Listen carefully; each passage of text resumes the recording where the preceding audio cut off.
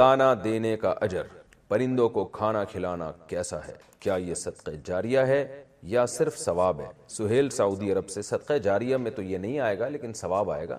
باقی یہ کہ ثواب بھی جب ہے جب اس عمل سے انسانوں کو نقصان نہ ہو رہا ہو، کیونکہ لوگ بالکل ہمارے ہاں سینس لیس قسم کے معاملات ہو جاتے ہیں۔ میں دیکھتا ہوں لوگوں کو، اس پہ میں پہلے بھی کئی بار بول چکا ہوں کہ آپ اگر جانور کی خدمت کر رہے ہیں تو اس خدمت سے انسانوں کو نقصان ہو رہا ہے تو پھر ثواب نہیں ملے گا۔ اس مثال کے طور پر ہم نے کراچی میں یہاں دیکھا ہے، کبوتروں کو لوگ روزانہ دانہ ڈال کے ایک جگہ گراؤنڈ ہے اس میں رکھتے ہیں دانہ، اس میں اتنے ہزاروں کبوتر جمع ہو گئے ہیں، کیونکہ کبوتروں کو پتہ ہے کہ بھئی روزانہ 6 بجے اتنے لوگ کراچی میں یہاں گراؤنڈ میں دانہ ڈالیں گے، تو سارے کبوتر پورے ادھر ادھر نا، ان کی مخبریاں ہوتی ہیں، بھائی وہاں فری پھوکٹ میں دانہ مل رہا ہے، تو کبوتر جا کے کھائے جا رہے ہیں، پھر وہ پھیل رہی ہے ان کی نسل اسپیڈ کے ساتھ، پھر ان کی بیٹیں، ان کا کچرا، پارکوں میں ویسے ہی آج کل صفائی نہیں ہے آپ کو پتہ ہے، اوپر سے اور کبوتروں کی بیٹیں، پھر وہ ان کی نسل بھی بڑی اسپیڈ سے بڑھ رہی ہے، کیونکہ اب بے روزگار ہیں، ان کے پاس کوئی کام ہی نہیں ہے نا سوائے کھانے کے، تو وہ بس کھایا اور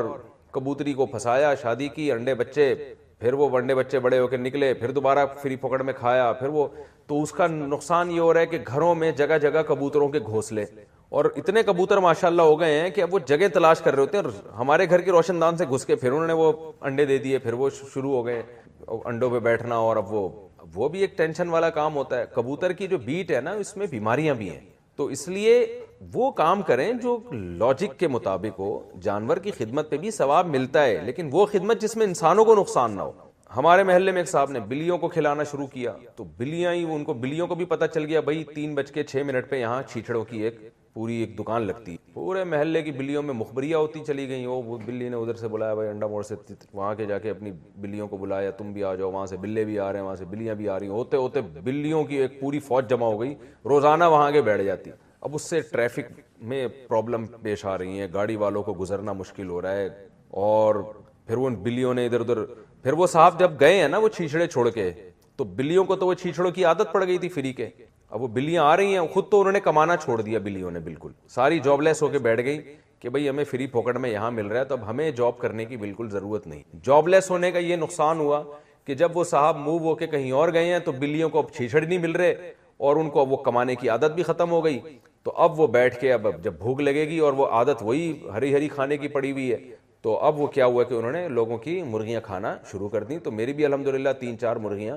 بلیوں کے پیٹ میں جا چکی ہیں، اللہ ان کی مغفرت فرمائے اور ان کے درجات کو بلند فرمائے۔ بہرحال تو اب نتیجہ یہ نکلا ہے کہ میں اس نتیجے پہ پہنچا ہوں کہ بھائی جانوروں کی وہ خدمت کرو جس سے انسانوں کو نقصان نہ ہو کم از کم۔ تو یہ ٹھیک ہے، نبی صلی اللہ علیہ وسلم نے فرمایا ایک شخص نے پیاسے کتے کو پانی پلایا تو اللہ نے اس کو بخش دیا اسی، تو کوئی پیاسا جانور نظر آ جائے، کوئی بھوک سے تڑپ رہا ہو تو اس کو تو کھلائیں موت سے بچانے کے لیے، لیکن اتنا زیادہ وہ کر دینا کہ جس سے لوگوں کو، انسانوں کو نقصان ہونا شروع ہو جائے، یہ بہرحال کسی بھی طرح مناسب نہیں۔ ایک بات، دوسری بات یہ، بعض لوگ جانوروں کی خدمت میں یہ کرتے ہیں کہ پرندوں کو آزاد کرتے ہیں۔ وہ صدر میں ہم نے دیکھا ہے کراچی میں چڑے پنجرے میں بند ہوتے ہیں، تو کچھ لوگوں نے منت مانی ہوئی ہوتی ہے یا صدقہ کرنے کے لیے آئیں گے، پنجرے کا پنجرہ خرید کے اس پرندوں کو اڑا دیتے ہیں۔ کامن سینس کے بالکل خلاف ہے۔ او بھائی آپ اس طرح سے پیسے خرید کے پرندوں کو اڑاتے ہو تو یہ تو بزنس بن چکا ہے، تو اب لوگ قید ہی اسی وجہ سے کر رہے ہیں۔ آپ اگر یہ کام چھوڑ دو گے تو وہ چڑیوں کو کیوں پنجرے کے اندر بند کر کے رکھے گا؟ تو اس سے یہ نہیں ہو رہا کہ پرندے آزاد ہو رہے ہیں، بلکہ اس کے نتیجے میں پرندے قید ہو رہے ہیں۔ تو سوچے سمجھے بغیر کوئی بھی کام نہیں کرنا چاہیے، اور ایسے جانوروں کو پالنا جو انسان کے لیے نقصان دہ ہیں، جو تھوڑے بھی ہوں تو نقصان پہنچاتے ہیں، وہ بھی غلط ہے۔ جیسے چیل ہے، اس کی خدمت آپ شروع کر دو تو چیلیں تو بڑھ جائیں گی، چیل گوشت نوچ کے لے جاتی ہے۔ چیل وہ پرندہ ہے جس کو حرم میں بھی مارنے کی اجازت ہے۔ تو اب حرم میں سے بھی مجھے یاد آیا، وہاں کتنے کبوتر ہیں، لوگ دانہ ڈال کے اتنے کبوتر ہو گئے ہیں کہ جب آپ مسجد حرام میں نماز کے لیے جاؤ، کبوتروں کا غول اڑتا ہے، آدمی سر نیچے کر کے جا رہا ہوتا ہے۔ تو ایسی خدمت کریں جانوروں کی جس میں انسانوں کو، میں نہیں کہہ رہا انسانوں کو فائدہ ہو، بلکہ انسانوں کو کم از کم نقصان تو نہ ہونا، اس لیے اس کا خیال کرنا چاہیے۔ باقی دوسری بات یہ کہ اتنی زیادہ انویسٹمنٹ بھی اس خدمت میں نہ ہو کہ انسان پہلے ہے نا۔ مثال کے طور پر آپ کے پاس کچھ پیسے ہیں، آپ کسی بھوکے انسان کو کھانا کھلا سکتے ہو اور بھوکے جانور کو بھی کھلا سکتے ہو، تو انسان کو پہلے ترجیح دی۔ تو جہاں دونوں میں تعارض ہوگا تو بہرحال انسان کو ترجیح دی۔ کیا جانوروں کو کھلانا بھی صدقہ ہے؟ ہماری طرف کچھ کتے جانور وغیرہ بھوکے رہتے ہیں، اگر میں انہیں صبح شام کچھ کھلاتا ہوں تو کیا مجھے اس پر صدقے کا ثواب ملے گا یا میرے پیسے ضائع ہو جائیں گے؟ محمد احتشام لکھنؤ سے۔ دیکھیں جانور کو کھلانا بھی صدقہ ہے، حدیث میں آتا ہے کتے کو پانی پلایا تھے شخص نے، پیاسے کتے کو اللہ نے بخشش کر دی، تو بالکل صدقہ ہے۔ لیکن کچھ جانور ایسے ان کو آپ کھلائیں گے تو ان کی نسل بہت اسپیڈ سے بڑھتی ہے اور وہ انسان کے لیے نقصان دہ بھی ہے۔ تو اگر آپ کتوں کو بہت کھلانا شروع کر دیں گے تو سارے جتنے بھی بے روزگار کتے ہیں وہ سارے آپ ہی کے گھر پہ آ کے ڈیرا لگا کے بیٹھ جائیں گے، اور پھر وہ نسل بھی طبیعت سے بڑھاتے ہیں۔ آپ کو پتہ ہے کتوں کے تو برساتی مینڈکوں کی طرح بچے ہوتے ہیں، پھر ہر جگہ آپ کو کتے ہی کتے نظر آئیں گے۔ تو اس لیے کھلائیں ضرور، مگر کتوں کی نسل پہ بھی کنٹرول کریں، کیونکہ یہ جنگل کا جانور ہے۔ جب علاقوں میں دیکھیں ہمارے یہاں کے ایم سی والے جو ہے نا کتوں کی پہلے کنٹرول کرتے تھے ان کی نسل پہ، اور جب کتے زیادہ ہو جاتے تھے تو وہ کچھ زہر وغیرہ کھلا کے ان کو مارا جاتا تھا تاکہ نسل کنٹرول میں رہے۔ اب این جی اوز وغیرہ نے پتہ نہیں عجیب سا ایک کتا پن کیا ہے کہ کتوں کو مارنے پر پابندی لگا دی۔ اس کا کراچی میں یہ نقصان ہو رہا ہے کہ کتے اتنے ہو گئے ہیں کہ گاڑیوں کے نیچے بھی آ رہے ہیں جس سے ایکسیڈنٹ ہو رہے ہیں گاڑیوں کے، اور پاگل ہو کے کاٹ بھی رہے ہیں لوگوں کو۔ ویکسینیشن کا تو کوئی انتظام ہی نہیں ہے کتوں کی ہمارے یہاں، تو اس کا بڑا نقصان ہو رہا ہے۔ تو یہ حدیث سے ثابت ہے، صحیح ہے، مسلم کی حدیث ہے، مدینہ میں جب کتے زیادہ ہو گئے تھے آپ صلی اللہ علیہ وسلم نے مدینہ کے کتوں کو مارنے کا حکم دیا تھا۔ تو اس سے ہمیں پتہ چلتا ہے کتوں کی نسل جب بڑھ جائے تو ان کو مارنے کا حکم ہے، کیونکہ یہ جنگل کا جانور ہے، وہاں تو نسل خود ہی کنٹرول میں رہتی ہے، شہروں میں تو جو ہے وہ کنٹرول میں نہیں رہتی، وہ فائدے کے بجائے الٹا انسان کو نقصان ہوتا ہے۔ اب آپ دیکھیں کورونا وائرس جب سے پھیلا ہے، لاک ڈاؤن ہوا ہے، تو کتے آزاد گھوم رہے ہیں، انسان گھروں میں بند ہو گئے۔ تو کسی نے بڑی اچھی تصویر ایک واٹس ایپ پہ بھیجی تھی، کتوں کا ایک پورا اجتماع ہے، تو وہ پریشان ہو کے کہہ رہے ہیں کہ کیا یار یہ کے ایم سی والے انسانوں کو اٹھا کے لے گئے اس دفعہ کتوں کو لے جانے کے بجائے، تو انسان شارٹ ہو گئے مارکیٹ سے، کتے ہر جگہ پھیلے ہوئے ہیں۔ تو اگر آپ اس طرح سے کتوں کو کھلائیں گے نا تو کتے اور بڑھیں گے۔ تو کھلانے پر میں نہیں منع کر رہا آپ کو، لیکن کوئی ایسا طریقہ بھی ہو کہ یہ جو بہت زیادہ اسپیڈ سے کتے پھیل رہے ہیں، ان کی نسل بڑھ رہی ہے، تو کتوں کو مارنے کا بھی کوئی انتظام ہونا چاہیے تاکہ ان کی نسل کنٹرول میں رہے اور یہ انسانوں کو نقصان نہ پہنچائے۔ میں نے ترکی میں دیکھا تھا، وہاں ہر کتے کے گلے میں ایک پٹا پڑا ہوا تھا اور ایک نمبر تھا، رجسٹرڈ نمبر اور رجسٹریشن نمبر اس کا، یہ اس کی علامت ہوتی تھی کہ اس کتے کا پورا ریکارڈ گورنمنٹ کے پاس ہے اور یہ پاگل نہیں ہے۔ کتا جب پاگل ہوتا ہے نا تو پتہ نہیں چلتا کہ یہ پاگل ہو گیا کہ نہیں ہو گیا، وہ کاٹ لیتا ہے، انسان کے لیے بہت نقصان دہ ہے وہ۔ تو اور ہمیں کیا پتا ہوگا کہ کون سا کتا پاگل ہے کون سا پاگل نہیں ہے؟ تو یہ گورنمنٹ تو کنٹرول کرتی نہیں ہے۔ وہاں ہم نے باہر کنٹریز میں دیکھا ہے، وہاں ویکسینیشن ہوتی ہے ان کی، کتوں کو باقاعدہ چیک کیا جاتا ہے بھائی کوئی کھسک تو نہیں گیا۔ تو ہمارے یہاں تو آوارہ بے روزگار کتے پھر رہے ہیں دبا کے، تو آپ اگر ان کو روزگار دے دیں گے تو اور کتے پن پہ اتر آئیں گے، اس لیے احتیاط کریں۔ ویسے اگر کھلانا ہو تو میرا خیال ہے بکری پالیں، گائے پالیں، بھینس پالیں، مرغیاں پالیں، ان کو کھلائیں، وہ انڈا بھی دیں گی، آپ کو بھی کھلائیں گی۔ وہ بکری کو جتنا کھلاؤ گے وہ آپ کو بھی اتنا کھلائے گی، کتے کو کھلاؤ گے وہ کیا کھلائے گا؟ یا تو پالتو کتا ہو نا جو کسی مجبوری سے رکھا ہو حفاظت کے لیے، پھر تو ٹھیک ہے۔ گلی محلے کے کتوں کو لفٹ کرائیں گے تو پھر وہ مسئلہ جو ہے وہ یہ ہوگا کہ وہ بہت زیادہ پھیل جائیں گے۔ ہمارے محلے میں ایک صاحب تھے، وہ بلیوں کو کھلاتے تھے بہت، تو اس کا نتیجہ نکلا کہ پورے محلے کی بلیاں ہماری گلی میں آ کے جمع ہو گئی تھیں۔ وہ بلیاں کی بھی تو مخبری ہوتی ہے نا، ایک بلی نے کھایا اس نے دوسری کو جا کے بتایا بہن وہاں جو ہے نا چیچڑے مل رہے ہیں، تو وہ ہوتے ہوتے خبر پھیلتی رہی۔ ایک سال میں وہ بھائی پوری ایک بلیوں کی فوج ہماری گلی میں تیار ہو گئی۔ کہتے ہیں جی سوال یہ ہے کہ گاڑی بیچنے والا کمیشن لے سکتا ہے کیا؟ گاڑی بیچنے والا بتا کے کمیشن لے سکتا ہے، بغیر بتائے نہیں لے سکتا۔ سمجھتے ہو؟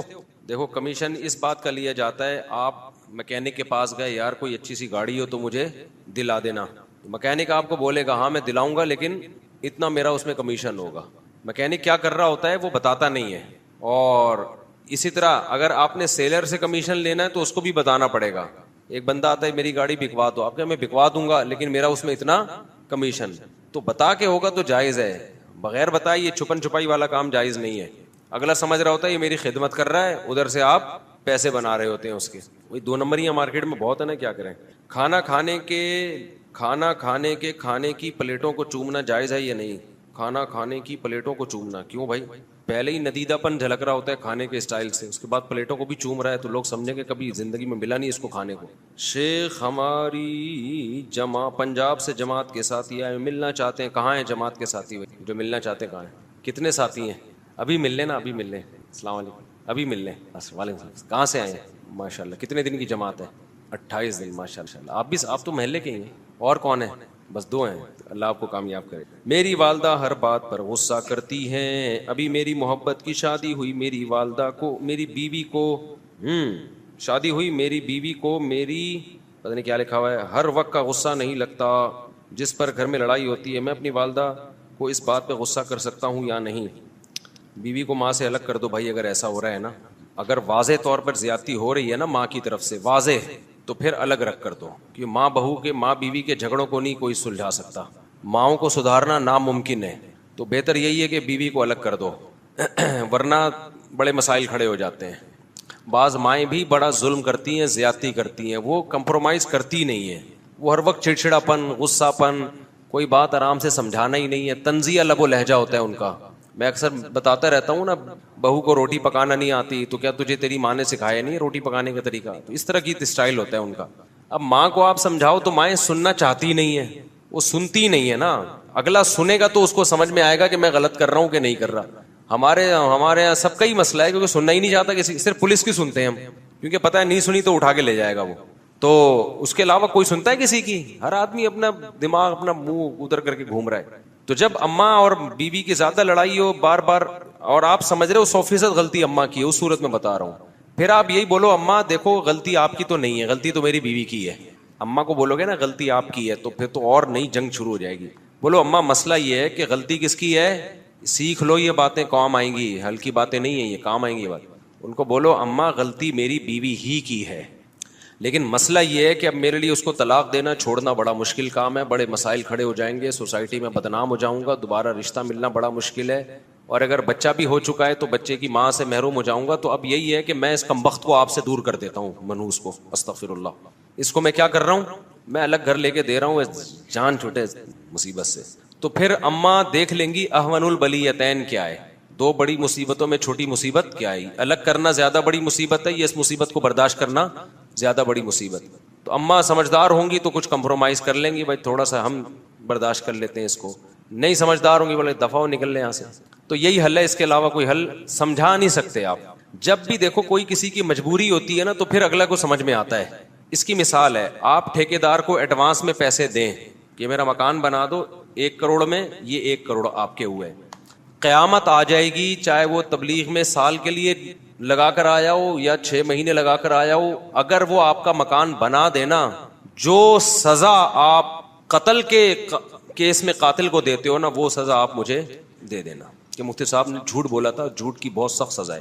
آپ نے اگر ایڈوانس پیسے پکڑا دیے, کسی کا باپ بھی 100 مرتبہ مر کے بھی پیدا ہو جائے, اس سے ایک کیل ٹھکوا کے دکھا دو, پھر میں ڈپریشن میں جانا شروع ہو گیا ہوں, ایک کیل ٹھکوا کے دکھا دو اس کمبخت سے.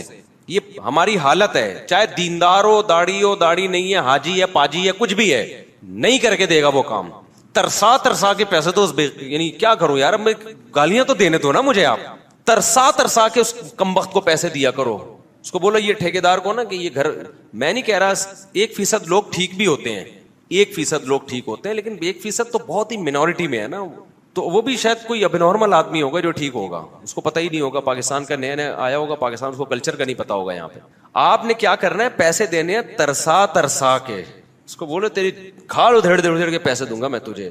وہ کہنا کہ یہ اتنے پیسے چاہیے, آپ آدھے دو. بولو کام تو شروع کر, 1 اینٹ لگا اس 1 اینٹ کو, 1 اینٹ لگائے گا, آپ اس کو 50 روپے پکڑاؤ, دوسری اینٹ لے کر آ. ترسا کے پیسے دو گے تو کام کر دے گا وہ. سمجھتے ہو گے نہیں سمجھتے؟ بہت معاملات خراب چل رہے ہیں یار, معاملات میں مسلمان بہت ہی پیچھے جا چکا ہے. ٹھیکیدار جو گھر میں تو بہت سارے معاملات میں واسطے پڑ رہے ہیں نا, ٹھیکیدار جو گھر بیچنے کے لیے بنائے گا نا, انتہائی ناقص میٹیریل ڈالے گا اس میں, انتہائی تھکا ہوا میٹیریل ڈالے گا اس میں, کیونکہ بیچنے کے لیے بنا رہا ہے. ہمارے ایک جاننے والے تھے, انہوں نے گھر خریدا, دیوار میں کیل ٹھوک رہے ہیں تو پورا پلستر گر رہا ہے. اور جب ٹھیکیدار اپنے لیے گھر بنائے گا, کیسا خاندانی. ایک بات, جب ٹھیکیدار بیچنے کے لیے گھر بنائے گا, اندر سے کھوکھلا ہوگا, اوپر سے چمک پٹیاں لگی ہوئی ہوں گی اس کے اوپر نا, کمکمے ٹمٹما رہے ہوں گے اس میں. آپ جاؤ گے, آپ کو ایسا لگے گا میں شیش محل میں آ گیا ہوں, شیش محل میں. تو بس آپ فوراً کہو گے یار اب تو 4 شادیاں پکی ہیں, ایسا شیش محل یار, اس میں ایک بیوی کیا فائدہ. لیکن جب آپ رہنا شروع کرو گے نا, کسی دن آپ نے کہا گھڑی لگانی ہے, کیل ٹھوکی, 2 اینٹیں نیچے گریں گی اس میں. جہاں سے کیل ٹھوک رہے ہو, پیچھے سے اینٹیں نکلنا شروع ہو جائیں گی. آپ سمجھ رہے میں مذاق کر رہا ہوں, میں مذاق نہیں کر رہا, میں حقیقت بیان کر رہا ہوں. ایسا ہی ہوتا ہے. وہ بزنس کے پوائنٹ آف ویو سے کرتا ہے بھائی. حالانکہ جب آپ گھر اتنا ناقص بنا رہے ہو تو آپ کسٹمر کو بتاؤ تو صحیح نا. آپ بولو بھائی مٹی یہ سونا ہے, بتائے گا ایسے جیسے پتہ نہیں کیا ڈالا ہے اس نے اس کے اندر. تو پوری آوے کا آوا ہی بگڑا ہوا ہے بھائی. بڑے مسائل چل رہے ہیں مارکیٹ میں. تو اس لیے یہ جو جن صاحب نے کہا ہے نا, یہ کہاں چلے گئے, ان کے سوال کدھر گیا, سوال ہی غائب ہو گیا, پتہ نہیں کہاں گیا سوال. تھا کیا سوال ہے؟ ہاں سوال یہ تھا کہ اماں جو ہے نا وہ کر رہی ہیں نا, غصہ بہت کر رہی ہیں بیگم کے ساتھ. ہاں اماں بات بات پر غصہ کرتی ہیں, تو اماں کا غصہ تم تو برداشت کرو, تمہاری اماں ہے نا, کیا خیال ہے؟ اور بہو کو بھی چاہیے برداشت کرے. خاندان کے بڑے ہوتے ہیں, ان کو برداشت کرنے میں ثواب ہے. لیکن اب نہیں کر رہی برداشت, تو پھر کیا ہوگا؟ تو پھر سوائے ڈپریشن میں جانے کے اور طلاقوں کے کچھ بھی حاصل نہیں ہوگا. کیونکہ آج کل مارکیٹ میں جس قسم کی بہویں آ رہی ہیں, میں اسی حساب سے بات کروں گا نا. تو آج کل برداشت والی بہویں نہیں ہیں. تو ساس زیادہ وہ کرتی ہے, بدتمیزی ہوتی ہے, پھر آپ کی بیوی آپ کی ماں سے لڑے گی, پھر آپ ماں کو سمجھاؤ گے, بیوی کو سمجھاؤ گے, اس کے بعد پاگل ہو جاؤ گے, تھوڑے دن میں باولے ہو جاؤ گے, بہکی سی باتیں کرنا شروع کر دو گے, اور بالآخر ایک دن انتقال ہو جائے گا آپ کا. تو اس کا حل یہی, اماں کو تو ڈانٹ نہیں سکتے, نہ سمجھا, کوئی سننا ہی نہیں چاہتا اپنے بارے میں, آج کل کوئی بھی نہیں سننا چاہتا. تو اس کا حل یہی ہے کہ آپ بولو اماں میں تنگ آ گیا ہوں ان مسائل سے, میں اس کو الگ گھر لے کے دے رہا ہوں. تو اماں خود ہی سمجھ جائے گی بھائی اب میں نے برداشت کرنا ہے یا اس نے کرنا ہے, کیا کرنا ہے. بیوی تو خوش ہو جائے گی, بہت بولے گی واہ بھائی واہ. مفتی صاحب روزی کا مسئلہ ہے, دعا کی درخواست ہے. میرا نام رضوان ہے, میں ٹنڈو اللہ یار سے ہوں, دل سے دعا اللہ آپ کو رزق حلال کشادہ نصیب فرمائے. یہ جو میں نے گارڈوں کے بارے میں بات کی ہے بھائی, اپنے گلی کے گارڈوں کا میں اس چیز کا خیال کیا کریں. کوئی بھی جا کے گارڈ سے الجھ رہا ہے نا کہ یہ گاڑی کیوں ہے, وہ آپ جا کے اس کا دفاع کیا کرو بھائی. یہ گارڈ کی ذمہ داری نہیں ہے, کیونکہ یہ غریب لوگ ہوتے ہیں, یہ ڈپریشن میں جاتے ہیں. یہ لڑیں گے تو ان کو فوراً جاب سے نکال دیتے ہیں لوگ. یہ لڑیں گے نا آگے سے کہ بھائی یہ میری ذمہ داری تھوڑی ہے, تو پتہ ہے وہ سیٹ کیا بولتا ہے, تو زبان چلا رہے میرے آگے, چلو بھائی گارڈ چینج. اب وہ بیچارہ کیا ڈکیتیاں کرے گا, وہ چوریاں کرے گا. تو اس میں لوگوں کی ذمہ داری ہے, جب کسی کو دیکھیں ایسے کوئی گارڈ سے بدتمیزی کر رہا ہے, اس کو بولے بھائی آپ یہ اس کا کام کیا ہے. اور ریٹرن میں نا گارڈ کی ذمہ داریاں لکھ کے لگا دینی چاہیے, اور انتظامیہ کو چاہیے لکھ کے لگا دے بھائی گارڈ سے اس کے علاوہ کسی اور چیز میں الجھنے کی اجازت نہیں ہے. اب ایک کام رہ گیا گارڈ کا, وہ ہے گلی کی حفاظت. وہ کام ہے ہی نہیں گارڈ کا, یہ میں آپ کو بتا دوں. آپ کہیں گے پھر تنخواہ کس بات کی دے رہے ہیں ہم اس کو, آپ سمجھ رہے ہو گلی کی حفاظت کی تنخواہ دے رہے ہو, یہ آپ کی بھول ہے. یہ جو سیکیورٹی گارڈز ہوتے ہیں نا, ان کے بارے میں لا ہے کہ جیسے ہی ڈاکو آئے تو ڈاکو سے زیادہ اسپیڈ آپ کی تیز ہونی چاہیے بھاگنے میں, کیونکہ ان کو جو گنیں دی جاتی ہیں وہ چلنے کے علاوہ تمام کام کر رہی ہوتی ہیں.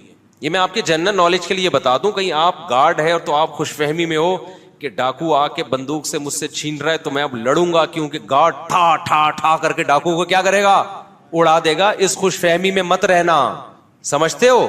گارڈ کا کام یہ ہے کہ جیسے ہی ڈاکو آئے فوراً وہ گلی چھوڑ کے بھاگے, اور بالکل صحیح کر رہا ہے وہ, کیونکہ آپ ہو ایک نمبر کے کنجوس. دو وجہ سے وہ صحیح, میرا بھی مشورہ ہے گلی کے گارڈوں کو, جیسے کوئی آگے بھاگ جائے کرو فوراً. دو وجہ سے, نمبر ایک تو تنخواہ 8,000, اس 8,000 میں مجھے تم 8,000 دیتے تو میں ڈاکو کو پہلے اعلان کر دیتا بھائی جو حضرات بھی ڈاکو ہیں کائنڈلی آنے سے پہلے مجھے بتا دیں. 8,000 میں اگر میں کرسی پہ وہاں گن لے کے بیٹھ گیا ہوں نا, یہ میری بہت بڑی نیکی ہے, اتنی نیکی کافی ہے. 8 یا 10,000 اتنا ہوگا. ایک تو اس وجہ سے اس پر واجب ہے کہ وہ بھاگ جائے جب تک اس کو معقول تنخواہ نہیں ملتی. نمبر 2, محلے والے ہوتے ہیں ایک نمبر کے کنجوس. ان گارڈوں کو ایجنسیاں جو اسلحہ دیتی ہیں, محلے والوں کو اتنی توفیق نہیں ہوتی کہ کوئی اچھا سا اسلحہ خرید کے ان کو پکڑا دیں. وہی سڑا ہوا اسلحہ جو ایجنسیوں نے دیا ہوتا ہے تو چلنے کے علاوہ سب کام کرتا ہے, واقعی نہیں چلتا. میرے گارڈوں کے پاس یہ وہ ایجنسیوں کا اسلحہ تھوڑی ہے, ہم نے ان کو 5-5 لاکھ کی گنیں خرید کے دی ہیں, اب تو شاید 10 لاکھ کی ہو گئی ہوں گی. وہ ایجنسی جو بندوق دیتی ہے, ہم جب ہمیں ایسے پتا چلا ہم لے گئے ان کو نشانے کے لیے نا, ہم نے کہا ذرا گارڈوں کا نشانہ تو چیک کریں. پہلے میں نے کہا میں چلاتا ہوں, آگے اس نے وہ رکھا, میں چلائے تو وہاں جا رہی ہے نا وہ ادھر. ہم نے کہا بھائی یہ تو کسی اور کو لگ جائے گا بھائی. پھر ہم نے کیا کیا, وہ جو ہے نا وہ نشانہ نہیں ہوتا جس میں صحیح کرتے, یوں کیا تو وہ گر گیا نیچے. کوئی بلٹ کھینچ رہا ہے تو بلٹ ہاتھ میں آ گیا اس کے, کوئی اس کو ٹرائگر کو زور سے کھینچا تو وہ ہاتھ میں آ گیا, کوئی کیا ہو رہا ہے کوئی کیا ہو رہا ہے. ہم نے کہا یہ کیا ہے بھائی, تو وہاں ہمیں پتا چلا ایسا ہی ہوتا ہے, یہ گنیں جو ان کی ہوتی ہیں اسی طرح کی ہوتی ہیں. تو پھر ہم نے کہا اگر ہم نے حفاظت کرنی ہے تو بندوقیں صحیح ہونی چاہیے نا, کیا خیال ہے.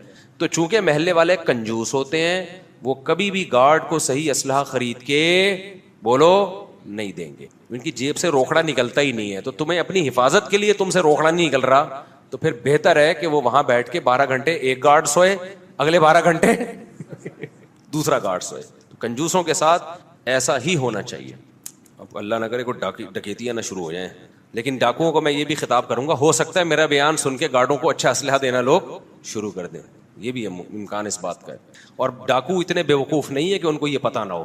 ڈاکوؤں کو مجھ سے اور آپ سے زیادہ یہ سب نالج ہے کہ ان گارڈوں کے پاس اسلحہ کیا ہوتا ہے. آپ دیکھ لو نا یوٹیوب پہ جو ویڈیوز پڑی ہوئی ہیں, جیسے ہی ڈاکو آئے بینک کا گارڈ فوراً گھنا بن کے ادھر چلا گیا.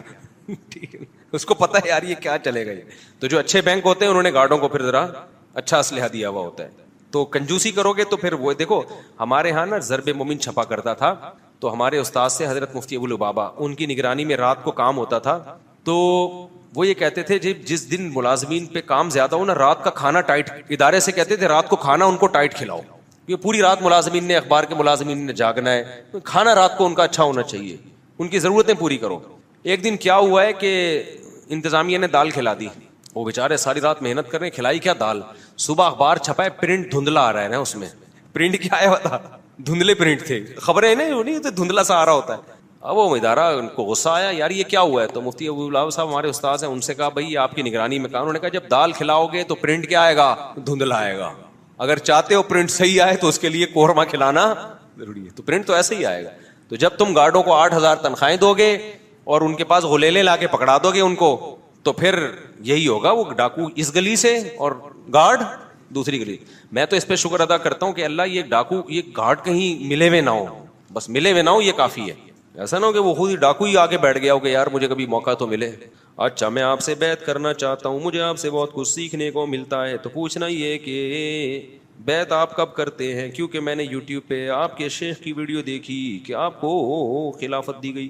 ابھی میں نے بیعت کرنا شروع نہیں کیا, میرے پاس ٹائم ہی نہیں ہے بھائی. یہ آدمی وہ کام کرے جس میں ٹائم تو نکال سکے نا. تو ابھی تک مشورے ہی ہو رہے ہیں کہ یہ آدمی یہ کرے کیسے. یہ اب ہم نے بیعت کرنا شروع کر دیا, لوگ آئے, ہم پیر بن گئے, آپ لوگ مرید بن گئے. تو اگر خالی پاؤں ہی دبوانے ہیں پھر تو ٹھیک ہے, اور اگر لوگوں کی اصلاح کرنی ہے تو کیسے کریں گے. یعنی مطلب یہ کہ اتنا لوگ جو ہوں گے ان کو فلٹر کیسے کریں گے, کون مخلص ہے, کون ٹائم پاس کرنے کے لیے آ رہا ہے, اور جو مخلص ہے وہ ظاہر اپنے حالات بھی لکھ کے دے گا کہ بھائی میرے اندر یہ برائی ہے, چھوٹ نہیں رہی, تو اس کو ہم طریقہ بتائیں تو اتنی خطوط جمع ہو جائیں گے. تو کیا کروں گا میں, ان باتوں کا میرے پاس اب تک کوئی جواب نہیں ہے. تو اس لیے ہم نے کہا ابھی وہ کام کرو جو افورڈ کر سکتے ہو. کوئی میرے پاس حل نکل آیا تو پھر ہم شروع کر دیں گے انشاءاللہ. میں سوچ رہا ہوں تھوڑا بزرگ تو بن جاؤں میں. ابھی تو شادیوں سے مجھے فرصت ملی ہے یار, ابھی شادیوں سے ہمیں فرصت ملی ہے. اللہ چاروں کو زندہ رکھے, ورنہ دوبارہ ٹینشن میں آ جاؤں گا میں. ورنہ مجھے دوبارہ ٹینشن شروع ہو جائے گی کہ میں بہت ڈھیٹ آدمی ہوں شادیوں کے معاملے میں. اللہ نہ کرے, اللہ نہ کرے, اللہ نہ کرے, اللہ سب کو زندگی رکھے, اللہ نہ کرے. اور میرے سب گھر والے مل کے ایک دوسرے کے لیے دعا مانگتے ہیں, اللہ تمہیں بھی زندہ رکھے, اللہ اس کو بھی زندہ رکھے. سوکنوں میں ایسی محبت کہیں دیکھی آپ لوگوں نے, کہیں دیکھی؟ تو اس میں بہت ڈھیٹ ہوں, اور میری اس میں 15-16 سال لڑائیاں رہی ہیں, گھر میں بھی, سسرال میں بھی, خاندان میں بھی, کہ میرے سے شادی کا مذاق نہیں کرنا. یعنی جیسے میری دوسری ہو گئی نا تو ہم نے تیسری کی کوشش شروع کر دی. اب ظاہر ہے لوگ بولیں گے یار بس کرو, خاندان والے 2 ہو گئی نا فوراً تیسری. ہم تو تیسری کرے گا بھائی, اتنا مسائل. بعض علماء نے بولا یار چھوڑو یار, تمہاری تنخواہ دیکھو, تم کیا شادیوں کے پیچھے پڑے ہوئے ہو, تمہارے وسائل, تمہارے پاس ٹائم ہے نہیں. میں فارغ آدمی تھوڑی ہوں, آپ میرے ساتھ کسی دن گزارو, 1 منٹ کی فرصت نہیں ہے, سارا دن مصروف. اور یہ آج سے نہیں ہوں, میں 15 سال سے ایسے ہی مصروف ہوں, 20 سال سے ایسے ہی مصروف ہوں. پھر لوگ کہتے ہیں جب ٹائم نہیں ہو تو شادی کیوں کر رہے ہو. تو میں کہتا ہوں بھائی شادی کا مذاق, یہ والا مذاق نہیں, یہ تو میں کروں گا. میں کیوں اتنا ڈھیٹ ہوا میں بھی بتاتا ہوں آپ کو. پھر جب 3 ہو گئی, کتنے جھگڑے ہوتے ہیں بہرحال یار. سوکن جب آتی ہے تو مسائل کھڑے ہوتے ہیں, خرچے بھی بڑھتے ہیں, مسائل بھی ہوتے ہیں, ان کو گھر بھی دینا ہے, ان کو ٹائم بھی دینا ہے, 20 مسائل ہیں. پھر بچے بھی آتے ہیں مارکیٹ میں, ان کے مسائل بھی, ان کے اسکول ہیں, ایک بچہ پڑھ رہا ہے, دوسرا ٹیوشن ہی نہیں آ رہا, اس کو چترول بھی لگانے ہیں, 20 قسم کے مسائل ہیں. وہ بچہ ادھر لڑکوں میں بیٹھ رہا ہے, غلط گالیاں سیکھ رہا ہے, اس کو طبیعت چترول لگانے ہیں اس کے. یہ تو سارا یہ تو سب کچھ کرنا ہے نا. کتنی ٹینشن ہے. لوگ میرے خاندان والے ترس کھاتے تھے میرے اوپر, یار اس بندے کی ہمت ہے یار, کیسے 3 گھر چلا رہا ہے. او بھائی وہ بڑے نا ہمارے میرے خاندان سے پوچھ لیں یار, کبھی اس گھر میں, کبھی اس گھر میں, کبھی ادھر سے فون. میں حج پہ گیا 2013 میں, تو کبھی اس گھر سے فون آ رہا ہے, کبھی اس گھر سے فون آ رہا ہے, آج ٹماٹر نہیں پہنچے, آج آلو نہیں پہنچے, وہ فلانا دہی نہیں لے کر آیا. وہاں حرم میں بیٹھا ہوا میں نا ریموٹ کنٹرول سے, تو میرے استاذ کو مجھ پہ اتنا ترس آیا نا, میں لیپ ٹاپ لے کے گلی میں بیٹھ گیا مدینہ میں. ہوٹل میں نا میری آواز بلند ہو رہی تھی, تو وہ سب تو میں گلی میں, ہمارے استاد سے بولے لیپ ٹاپ لے کے, وہ اسکائپ پہ بات کر رہا تھا نا, میں اس کو سمجھا رہا ہوں, ابے تو نے آٹا نہیں پہنچایا پاگل آدمی, اس کا تو خیال کر یار, تو انڈے نہیں پہنچایا, اس گھر میں کھانا نہیں بنا. یہ میں بیٹھا ہوں نا, میری آواز بلند ہو رہی ہے. ہمارے استاد آئے نا, میرے شیخ میرے جنہوں نے خلافت دی ہے, وہ بےچارے کہہ رہے یار اس بےچارے پہ بڑا ترس ہے, پاگل نہ ہو جائے کہیں. تو مجھے کہنے لگے بھائی مجھے تمہارے بارے میں ڈر ہے کہ تمہارا ذہنی توازن نہ خراب ہو جائے کہیں. اچھا پھر کیا ہے, لوگ طرز کھا رہے ہیں, اب تو یہ بہت پچھتا رہا ہوگا نا. آپ اس کو مذاق سمجھ رہے ہیں, یہ حقیقت ہے.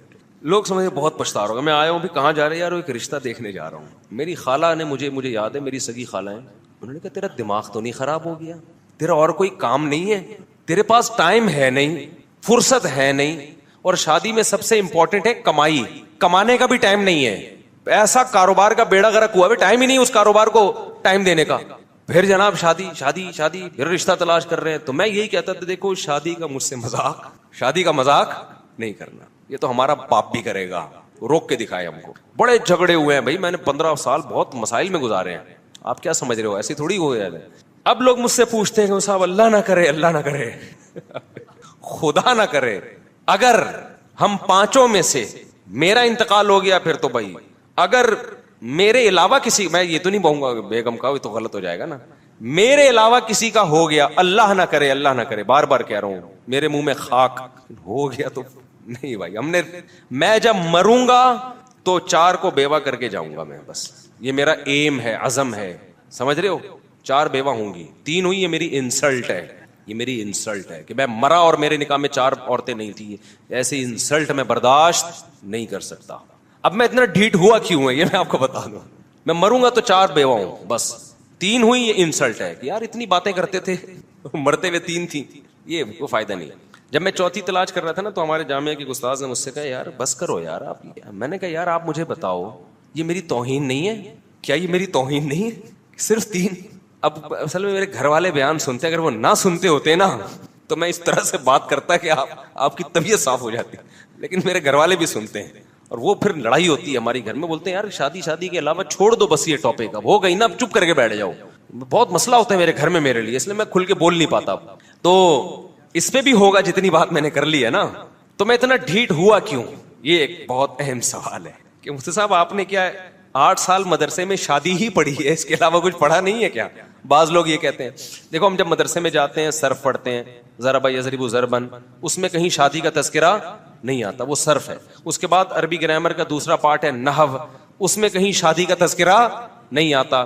اس کے بعد ہم پڑھتے ہیں جی عربی ادب کی کتابیں, نفت العرب ہے, مقامات حریریہ ہے, اس میں کہیں شادی کا تذکرہ نہیں آتا. پھر نحو کی عربی گرامر کی بڑی بڑی کتابیں شروع ہو جاتی ہیں, اس میں کہیں بھی شادی کا تذکرہ بولو نہیں آتا. پھر فقہ کی کتاب ہے, سب سے پہلے قدوری ہے, پھر شرح وقایہ ہے, کنز الدقائق ہے, پھر ہدایہ ہے, اس میں بھی کہیں شادی کا تذکرہ سوائے چند ایک مسائل کے کہیں بھی نہیں آتا. حدیث پڑھتے ہیں, اس میں کہیں تذکرہ نہیں آتا. تخصص کیا, اس میں کہیں تذکرہ نہیں آیا.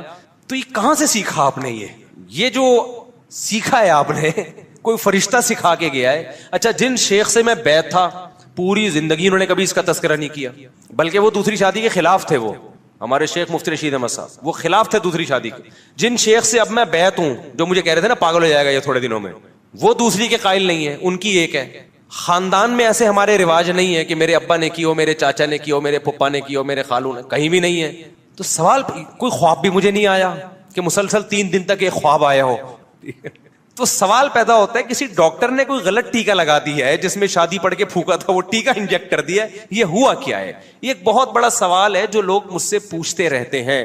میں نے کہا آج میں اس سوال کا جواب دے دوں, تو آپ سننے کے لیے تیار ہیں اس کا جواب کہ یہ ہوا کہاں. ونس اپون اے ٹائم کیا ہوا تھا کہ یہ میں آٹو پہ ہو گیا ہوں اب میں نے ٹھیک ہے, اب کیا ہو گیا ہے, اب میں آٹو پہ ہو گیا ہوں. اللہ نہ کرے ایک کا انتقال ہوا آٹو پہ, خود بخود شروع ہو جاؤں گا تلاش کرنا. ہوگا نہیں انشاءاللہ, آپ بے فکر رہیں. گھر والوں کو بھی میں کہہ رہا ہوں بے فکر رہیں, کیونکہ میری عمر سب سے زیادہ ہے گھر والوں میں, تو اب تو پورا میرا ہی چانس ہے جانے کا. تو لیکن یہ آٹو پہ میں آیا کیسے, یہ میں ایسے آیا کہ دوسری شادی جب میں کر رہا تھا, کوئی ضرورت تھی مجھے, تو اتنا پکا میرا ارادہ نہیں تھا دوسری کا بھی, میں نے ویسے ہی بات کر دی کہ میں دوسری کرنا چاہتا ہوں. دوست گھر والوں کو تو چلو تکلیف ہوتی ہے, سمجھ میں آتا ہے. دوستوں سے ذکر کر رہا ہوں, دوستوں کو تکلیف ہو رہی ہے, کیوں بھائی. علماء سے ذکر کر رہا ہوں, علماء غصے ہو رہے ہیں, کیوں بھائی. جہاں جا رہا ہوں سب کہہ رہے ہیں کیوں بھائی. مجھے ہوا کہ یار اللہ نے جس کام کی اجازت دی ہے اس پہ اتنا منہ کیوں بن رہا ہے آپ کا, اتنی تکلیف کیوں ہو رہی ہے. بیوی کو ہو سمجھ میں آتا ہے بھائی, اس کی محبت میں شرکت ہو رہی ہے, سوکن آ رہی ہے, اس کو وہ بالکل نیچرل ہے. پڑوسیوں کو کیوں ہو رہی ہے بھائی. بعض لوگ اللہ والے تہجد گزار, وہ غصے ہو رہے ہیں. میں نے کہا بھائی یہ تو پھر مجھے وہ مثال یاد آئی کہ دیکھو آپ کا باپ آپ کے لیے مٹھائی لے کر آیا. ہمارے والد صاحب جب بھی گھر آتے تھے 2 ریوڑیاں لاتے تھے. ہمارے ہم چھوٹے بچے تھے نا, تو جب بھی آتے تھے 2 ریوڑیاں, 2 میرے لیے 2 دوسرے بھائی کے لیے. وہ ہمیں اب تک یاد ہے. وہ لمبی والی ریوڑیاں نہیں ہوتی کہ ہم انتظار کرتے ابو آئیں گے گھر میں کچھ لے کر آئیں گے. آپ کے باپ آپ کے لیے مٹھائی لے کر آیا, آپ کا دل بھی چاہ رہا ہے مٹھائی کھانے کا. آپ کے ابا نے کہا بیٹا یہ میں تیرے لیے مٹھائی لے کر آیا ہوں, تو اس میں 4 لڈو کھا سکتا ہے. اور آپ کا دل چاہ رہا ہے 8 لڈو کھانے کا, لیکن ابا نے آپ کو اجازت دے دی کتنے لڈو کھانے کی, 4 لڈو. آپ کا دل بھی چاہ رہا ہے, اور آپ کا باپ کا مال ہے بھائی, باپ کا مال تو کون کوئی چھوڑتا ہے.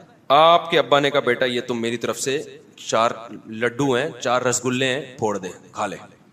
وہاں پڑوسی بیٹھا ہوا تھا, اس نے کہا اوئے اگر تو نے 1 لڈو کے بعد دوسرا کھایا نا مجھے بہت غصہ آئے گا.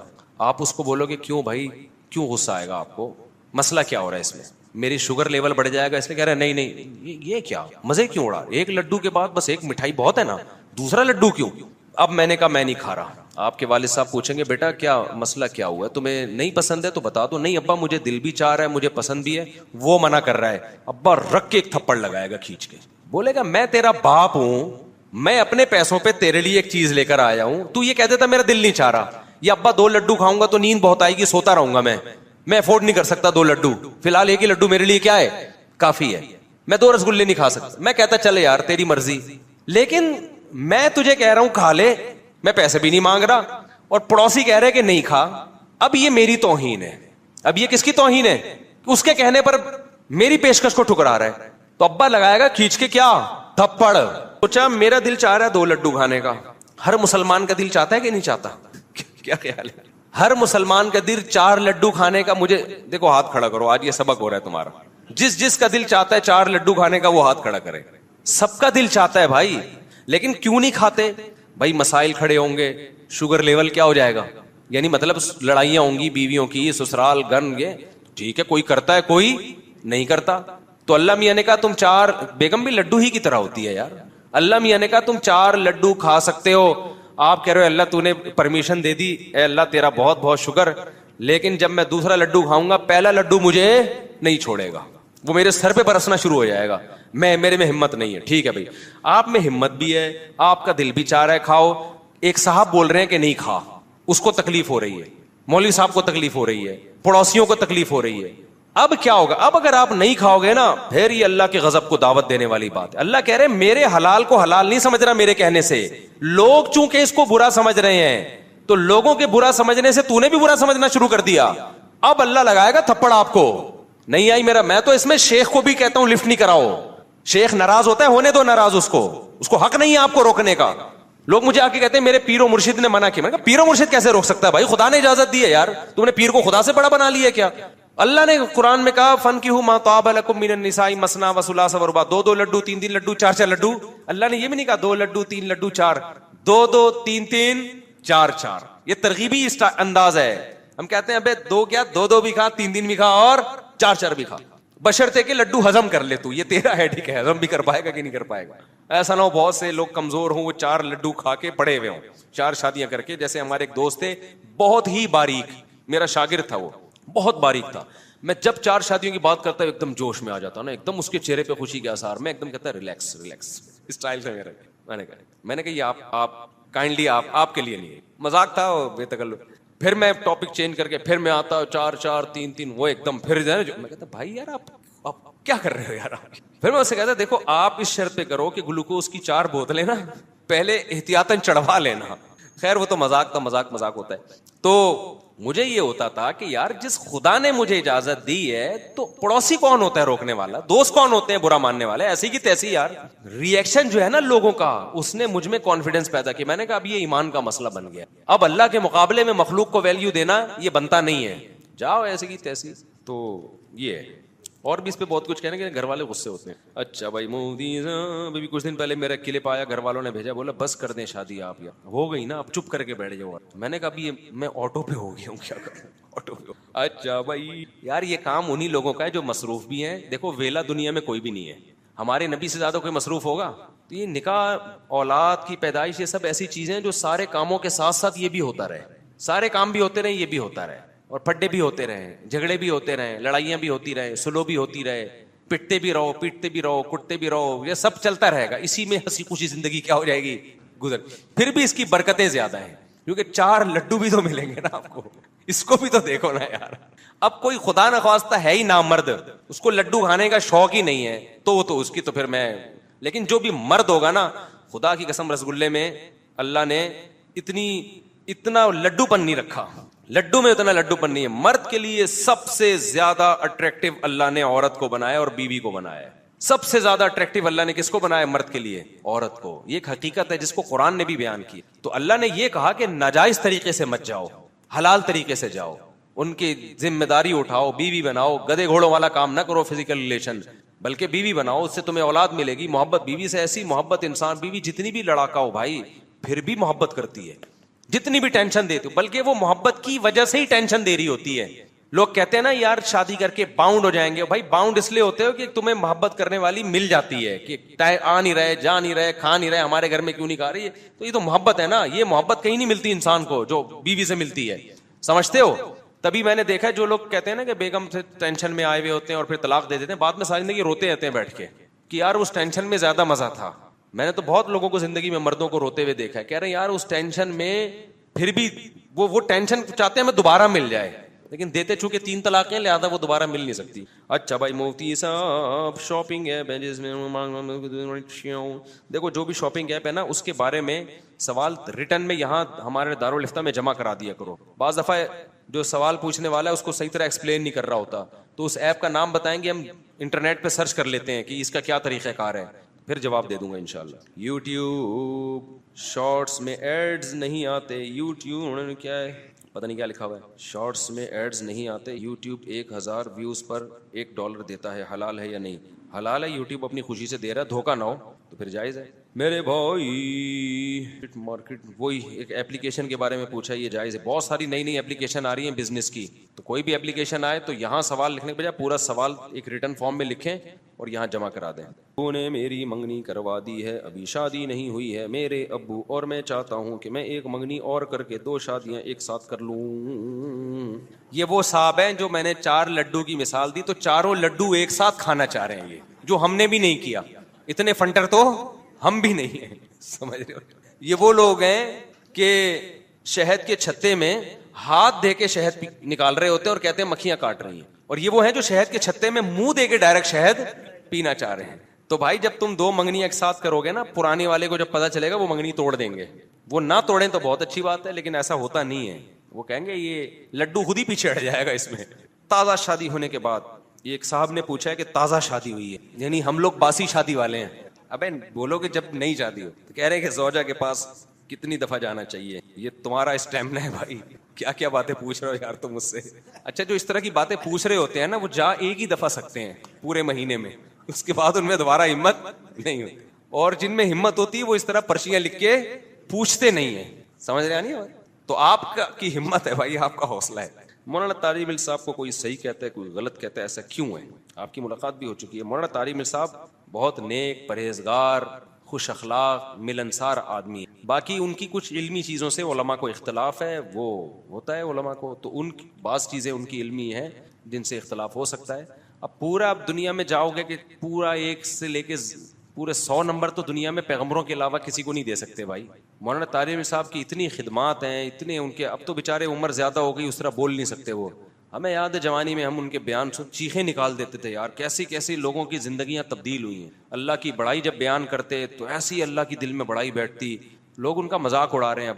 تو ہمیں اپنے ان اسکالرز کو بڑھاپے میں ان کا دیکھو, بڑھاپا خود ایک ایسی چیز ہے کہ جس کی وجہ سے اس کے ویسے ہی سب کچھ اللہ معاف کر دیتا ہے اس کا. تو اور شریعت میں حکم ہے ان من اجلاء اللہ اکرام الشیب المسلم, جب عمر زیادہ ہو جاتی ہے تو اس کا اکرام کا حکم ہے.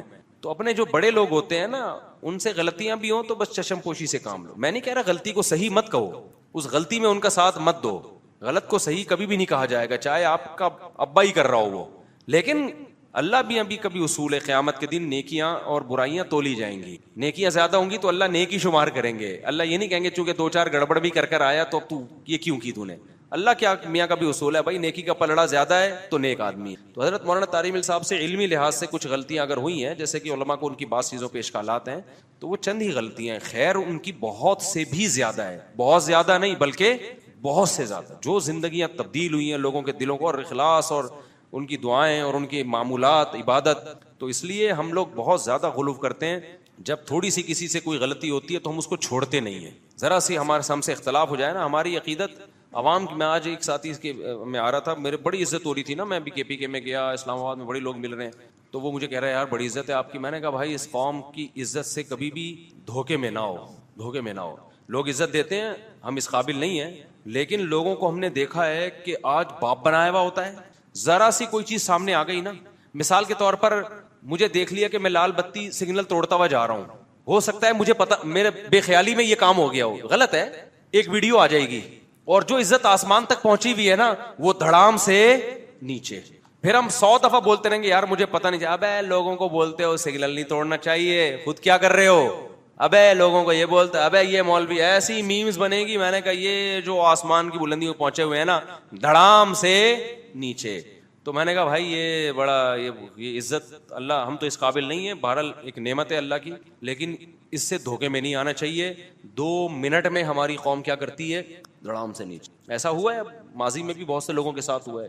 تو اس لیے اتنی جلدی نہیں کسی سے بدگمان ہو جائے گا. زیادہ سے زیادہ یہی ہوگا سگنل ہی توڑا ہوگا نا, تو غلط ہے. مولوی صاحب سے بولا آپ پہ یہ چیزیں سوٹ نہیں کرتی, تو مولوی صاحب کو چاہیے اعتراف کریں, بھائی آئندہ نہیں کروں گا, کائنڈلی آپ لوگ کیا کر دیں, معاف کر دیں. لیکن معاف نہیں کرتے لوگ. تو ہو گئے سوال. کسی نے یہاں سے کوئی سوال پوچھنا ہو تو پوچھ لیں بھائی, کوئی سوال پوچھنا ہو مجمع میں سے تو پوچھ سکتے ہیں.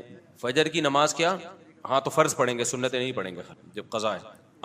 فجر کی نماز اگر قضا ہو جائے نا تو زوال سے پہلے اگر قضا پڑھ رہے ہیں تو بہتر ہے کہ سنتیں بھی پڑھیں اس کی. ٹھیک ہے, یہ جو میں نے بات کی ہے نا آٹو پہ, دوسری تیسری شادی وہی کرتا ہے جو آٹو پہ آ جاتا ہے, اس پہ پھر کسی کا کوئی اثر نہیں ہوتا.